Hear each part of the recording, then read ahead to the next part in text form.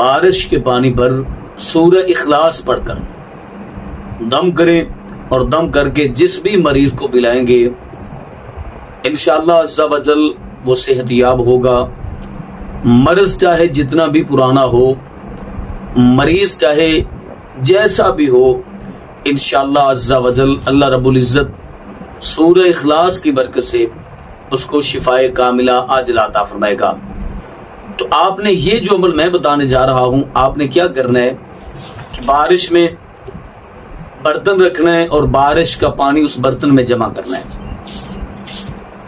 اور اس بارش والے پانی پر آپ نے اول آخر درود پاک پڑھنا ہے۔ درود پاک آپ اپنی مرضی سے پڑھ سکتے ہیں، درود ابراہیمی افضل ہے، بہتر ہے۔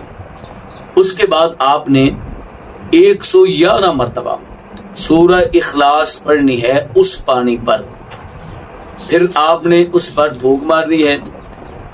اس کے بعد آپ نے پھر جتنی تعداد میں پہلے درود ابراہیمی پڑھا ہے یا کوئی بھی درود پڑھا ہے اتنی ہی تعداد میں آپ نے درود پاک پڑھ لینا ہے۔ اس کے بعد آپ نے وہ جو پانی ہے جس پہ آپ نے دم کیا ہے 3 دفعہ 3 مرتبہ جس بھی مریض کو پلائیں گے انشاءاللہ عز و جل اس کی ہر قسم کی بیماری جو ہے وہ ختم ہو جائے گی۔ ہر قسم کی بیماری سے اللہ رب العزت شفا عطا فرمائے گا، اور اللہ تعالی اس کی مرض کو ایسے ختم فرما دے گا گویا کہ وہ مرض تھی ہی نہیں۔